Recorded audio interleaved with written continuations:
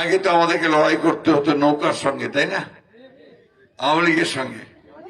এখন আওয়ামী লীগ নাই, এখন আমাদের প্রতিপক্ষ হয়ে দাঁড়িয়েছে কে? দাঁড়িপাল্লা। এই দাঁড়িপাল্লা এলাকাতে আমি ইলেকশন করছি এর আগে 91 সালে, আমাদের মনে আছে কিনা? তখন দাঁড়িপাল্লা একা ইলেকশন করছিল। এখানে কিছু ভোটও তারা পেয়েছিল, কিন্তু সামগ্রিকভাবে তারা জয়লাভ করতে পারেনি।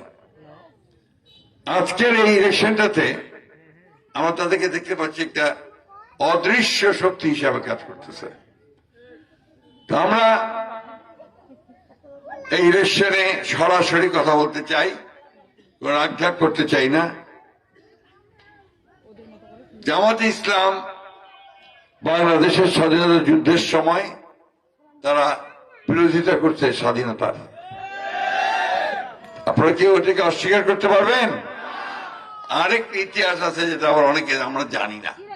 আমাদের বাবা বলতেন, আমার আব্বা বলতেন, উনি বলতেন যে তোমরা জানো না, পাকিস্তান আন্দোলনেরও ওরা বিরোধিতা করছিল। ওরা পাকিস্তানও চায় নাই, বাংলাদেশও চায় নাই। এটা হচ্ছে সত্য কথা, আর প্রমাণ আছে, বইপত্র আছে, সবকিছু আছে।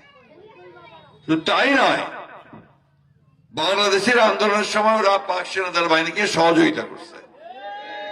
আপনাদের এলাকার হিন্দু মানুষেরা তার ভুক্তভোগী হয়েছেন, বুঝছেন না? জাতি ভাঙ্গা একটা স্মৃতিসৌধ আছে, সেখানে অসংখ্য হিন্দু মুসলমান ভাইদের গুলি করে হত্যা করা হয়েছে। এখন আমার প্রশ্ন, ভাই, যে দলটা আমার বাংলাদেশে বিশ্বাসই করতো না, সেই দলটাকে আমার বাংলাদেশকে নিরাপদে রাখতে পারবে? তারা যদি ক্ষমতায় যায়, তারা কি বাংলাদেশে ভালো করবে? বাংলাদেশের মানুষের ভালো করবে?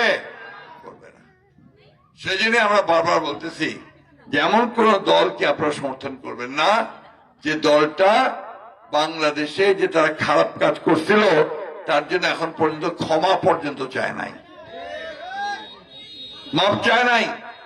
সেই দলটাকে আমি কিভাবে আপনার ভোট দেব?